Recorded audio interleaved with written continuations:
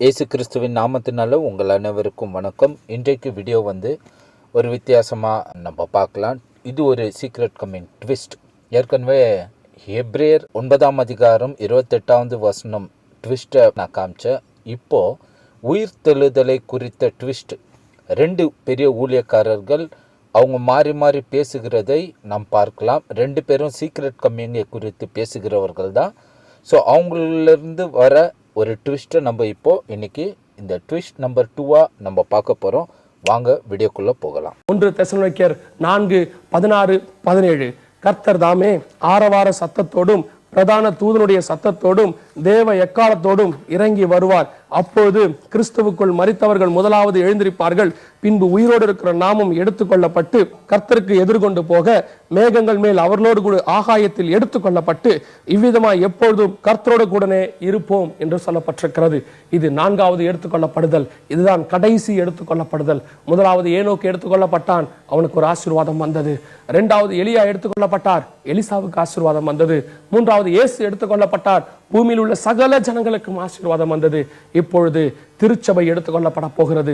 திருச்சபை எடுத்துக்கொள்ளப்படுகிற வாசனத்தை தான் இங்கே கொடுக்கப்பட்டிருக்கிறது.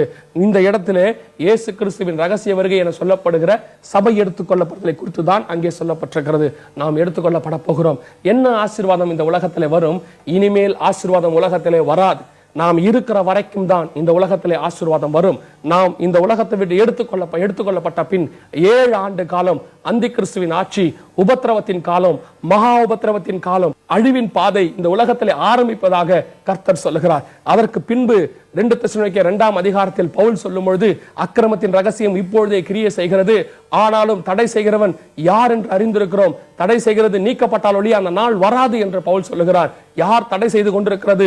அந்தி கிறிஸ்துவின் ஆட்சி வராமல் யார் தடை செய்து கொண்டிருக்கிறார்கள்? அழிவின் ஆட்சி வராமல் இன்னும் யார் தடை செய்து கொண்டிருக்கிறார்கள்? சபையும் பரிசுத்த ஆவியானவரால் நிறைந்திருக்கிற சபையும் பரிசுத்தவான்களும் தடை செய்து கொண்டிருக்கிறோம். பரிசுத்த ஆவியானவரும் பரிசுத்தவான்களும் எப்பொழுது எடுத்துக்கொள்ளப்படுகிறோமோ, இங்கிருந்து புறப்படுகிறோமோ, இந்த வசனத்தின் பிரகாரம் மரித்தவர்கள் முதலாவது எழுந்திருத்து பின்பு உயிரோடு இருக்கிற நாமும் எடுத்துக்கொள்ளப்பட்ட பின் இந்த உலகத்திலே 7 ஆண்டு காலம் உபத்திரவத்தின் ஆட்சி, அந்தி கிறிஸ்துவின் ஆட்சி தொடங்குகிறது என்று சொல்லப்பட்டிருக்கிறது. இந்த எடுத்துக்கொள்ளப்படுதலுக்கு பின் தான் இந்த உலகம் முழுவதுமாக அழிவின் பாதையிலே செல்லுகிறது. அப்படியானால் இந்த எடுத்துக்கொள்ளப்படுதல், நாம் எடுத்துக்கொள்ளப்படுதல், சபை எடுத்துக்கொள்ளப்படுதல், இதுதான் கடைசியாய் நடைபெற போகிற எடுத்துக்கொள்ளப்படுதல். இதற்கு பிறகு வேறொரு எடுத்துக்கொள்ளப்படுதல் இல்லை. இதற்கு பிறகு சபைக்கு வேறொரு வழி இல்லை. வேறொரு தப்பிப்பதற்கு வேறொரு வழி இல்லை. சபையானது முழுவதுமாய் சபையின் காலம் இதோடு கூட முடிவடைகிறது. இப்போ பிரதர் ஜெகன் என்ன சொல்றாருன்னா, சபை எடுத்துக்கொள்ளப்பட்ட பிறகு வேற ஒரு எடுத்துக்கொள்ளப்படுதல் இல்லைன்னு. ஓகேவா? இப்போ பிரதர் வின்சென்ட் செல்வகுமார் அவர்கள் என்ன சொல்றாருன்னு நம்ம பார்க்கலாம் வாங்க. இனி வருகிற காலத்தில் இரத்த சாட்சிகளுக்குன்னு சொல்லி நான் ஒரு எண்ணிக்கை வைத்திருக்கிறேனே, அந்த எண்ணிக்கையை பரிபூர்ணப்படுத்துகிறவர்கள் இந்த காலத்தில் தான் மரிக்க போகிறாங்க. இந்த உபத்திரவ காலத்தில் கர்த்தருடைய ஜனங்கள் கொல்லப்படுவதற்காக, இரத்த சாட்சியாக மரிக்கப்படுவதற்காக அவர்கள் ஒரு பெரிய கூட்டம் வச்சிருக்கிறாங்க. இவர்கள் அப்படி மரித்தால்தான் அந்த தொகை நிறைவேறும். அந்த தொகை நிறைவேறினா தான், அந்த எண்ணிக்கை நிறைவேறினா தான் இரத்த சாட்சிகளின் உயிர்த்தெழுதல் வரும். அப்போ அது நிறைவேற வரைக்கும் நீங்கள் காத்திருக்கணும். அதுக்கு முன்னால் உங்களுக்கு உயிர்த்தெழுதல் கொடுக்கப்படாது. உயிர்த்தெழுதல் என்ன? அவங்களுடைய சரீரத்தோட உயிர்த்தெழுந்த சரீரமாக மாற்றப்பட்டு பரலோகத்தை சுதந்திரிப்பது. இப்போ அவங்க அங்கே இருக்கிறது எப்படி இருக்காங்கன்னா, ஆத்மாவாக ஸ்பிரிட்டாக நிற்கிறாங்க உள்ள. அப்போ அவங்க கேட்குறாங்க, எங்களுடைய சரீரம் வேணும், நாங்கள் உயிர் தெழணும், எது வரைக்கும் எங்களுக்காக நியாய தீர்ப்பு செய்யாமல் இருப்பீங்கன்னு கேட்குறாங்க. சொல்கிறாங்க, கொஞ்சம் பொறுங்க, உங்களை மாதிரியே உங்களுடைய எண்ணிக்கையை, இரத்த சாட்சிகளின் எண்ணிக்கையை பூரணப்படுத்துகிற ஒரு கூட்டம் இனி வருகிற நாட்களில் தான் மரிக்க போகிறாங்க. அந்த தொகை நிறைவேறின பிறகு தான் உங்களுடைய உயிர் தெழுதல் சம்பவிக்கும் என்ற ஒரு எதிர்கால செய்தி இங்கே சொல்லப்பட்டிருக்கிறது. என்ன 2 பேரோடைய மெசேஜை நீங்கள் கேட்டு இருப்பீங்க. 2 பேரும் ரகசிய வருகையை குறித்து பிரசங்கிக்கிறவர்கள். ஆனால் 2 பேரோட மெசேஜும் வித்தியாசப்படும்.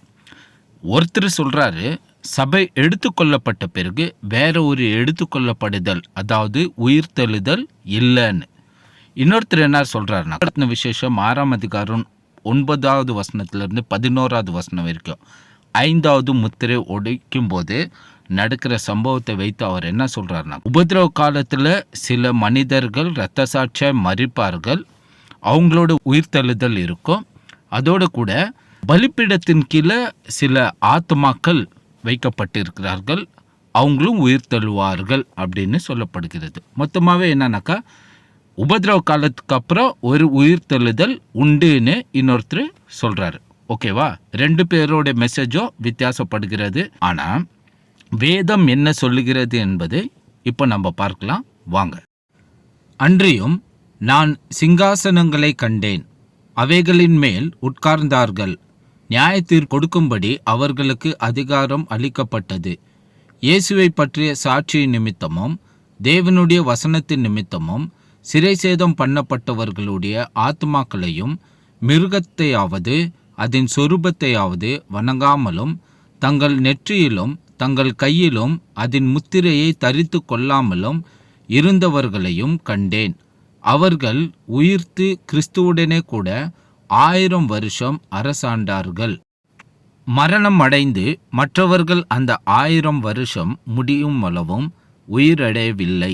இதுவே முதலாம் உயிர்த்தெழுதல். முதலாம் உயிர்த்தெழுதலுக்கு பங்கு உள்ளவன் பாக்யவானும் பரிசுத்தவானுமாயிருக்கிறான். இவர்கள் மேல் இரண்டாம் மரணத்திற்கு அதிகாரம் இல்லை. இவர்கள் தேவனுக்கும் கிறிஸ்துவுக்கும் முன்பாக ஆசாரியராயிருந்து அவரோட கூட 1000 வருஷம் அரசாளுவார்கள். இப்போ இதில் முக்கியமாக 5வது வசனத்தை கவனித்து பாருங்க. மரணம் அடைந்த மற்றவர்கள் அந்த 1000 வருஷம் முடியும் அளவும் உயிரடையவில்லை. இதுவே முதலாம் உயிர்த்தெழுதல். ஸோ வசனம் கிளியராக சொல்லுது, இதுதான் முதலாம் உயிர்த்தெழுதல். எது? அதாவது இந்த உயிர்த்தெழுதலில் அந்தி கிறிஸ்துவோட முத்திரை எடுக்காமல் வந்த ஜனங்களும் உண்டு. அப்படின்னா இது அந்தி கிறிஸ்துவோட ஆட்சிக்கு அப்புறம் வருகிற ஒரு உயிர்த்தெழுதல். இந்த உயிர்த்தெழுதலை தான் முதலாம் உயிர்த்தெழுதல் அப்படின்னு வேத வசனம் சொல்லுகிறது. ஸோ அந்தி கிறிஸ்துவோட ஆட்சிக்கு அப்புறம் உயிர்த்தெழுதல் வருவதை இந்த வசனம் காண்பிக்கிறது. ஆனால் ரகசிய வருகையில் இயேசு கிறிஸ்துவோட வருகை, ரகசிய வருகை அந்தி கிறிஸ்துவோட ஆட்சிக்கு முன்பதாகவே வந்துடுதுன்னு சொல்கிறாங்க. அப்போது இது பைபிளுக்கு முரண்பட்டவைகளாய் இருக்கிறது. இப்போ நம்ம பைபிள் பிரகாரம் பார்த்தோம். வெளிப்படுத்தின விசேஷம் 20ஆம் அதிகாரம் 4வது வசனத்தில் அதோடைய நடுப்பகுதியிலேருந்து நான் வாசிக்கிற பாருங்க. இயேசுவை பற்றிய சாட்சியின் நிமித்தமும் தேவனுடைய வசனத்தின் நிமித்தமும் சிறை சேதம் பண்ணப்பட்டவர்களுடைய ஆத்துமாக்களையும் மிருகத்தையாவது அதன் சொரூபத்தையாவது வணங்காமலும் தங்கள் நெற்றியிலும் தங்கள் கையிலும் அதன் முத்திரையை தரித்து கொள்ளாமலும் இருந்தவர்களையும் கண்டேன். ஸோ இந்த இடத்துல பார்த்தோம்னா உபதிரவ காலத்துக்கு அப்புறம் நம்ம இருக்கிற ஜனங்களை பார்க்குறோம். அவர்கள் உயிர்த்து அப்படின்னு சொல்லப்பட்டு இருக்கிறது. அப்போது உயிர்த்து அப்படின்னும் போது இந்த முத்திரை காலத்துக்கு அப்புறம், அந்தி கிறிஸ்துவோட காலத்துக்கு அப்புறம் உயிர்த்தெழுதல் வருது. அந்த உயிர்த்தெழுதலை தான் நம்ம 5வது வசனத்தில் நம்ம முதலாம் உயிர்த்தெழுதல்னு நம்ம பார்க்குறோம். இப்போ 6வது வசனத்தில் பார்க்கும்போது முதலாம் உயிர்த்தெழுதலுக்கு பங்கு உள்ளவன் பாக்யவானும் பரிசுத்தவானுமாய் இருக்கிறான். இவர்கள் மேல் இரண்டாம் மரணத்திற்கு அதிகாரம் இல்லை. இவர்கள் தேவனுக்கும் கிறிஸ்துவுக்கும் முன்பாக ஆசாரியராயிருந்து அவரோட கூட 1000 வருஷம் அரசாளுவார்கள். அப்படின்னா அந்தி கிறிஸ்துவோட ஆட்சியில் ஜனங்கள் வாழ்வார்கள். அந்த இடத்துல கிறிஸ்தவர்கள் இருப்பார்கள். அவங்க முத்திரை எடுக்காமலும் வாழ்வார்கள். சிலர் சிறை சேதம் பண்ணப்படுவார்கள். சிலர் அந்த இடத்துலேருந்து ரட்சிக்கப்படுவார்கள். அதாவது உயிர்த்தெழுதல் வரும்போது அவங்க உயிர்த்தெழுவார்கள். இப்படி காரியம் நடந்த பிறகு தான் இங்கே 1000 வருஷம் அரசாளும்போது அவங்க எல்லாம் இதில் இருப்பார்கள் என்று வசனம் தெளிவாய் சொல்லுகிறது. அப்படியானால் அந்தி கிறிஸ்துவோடைய ஆட்சியில் ஜனங்களுக்கு ரட்சிப்பின் வழி உண்டு என்பதை இந்த வேதாகமம் நிரூபிக்கிறது. ஆதலால் இரகசிய வருகை உண்டு என்பதோ ரகசிய வருகையில் உயிர்த்தெழுதல் உண்டு என்பதோ இல்லை அந்தி கிறிஸ்துவோட முத்திரைக்கு முன்பதாக சபையை எடுத்துக்கொள்வேன் என்பதோ வேதாகமத்தில் தெளிவான விவரம் எங்கேயுமே இல்லை. ஸோ ரகசிய வருகையை நம்புறீங்களா இல்லை இரண்டாம் வருகையை நம்புறீங்களான்றத காரியம் உங்களுடைய கருத்திலே விட்டு விடுகிறேன். மீண்டும் அடுத்த வீடியோவில் சந்திக்கலாம். நன்றி, வணக்கம்.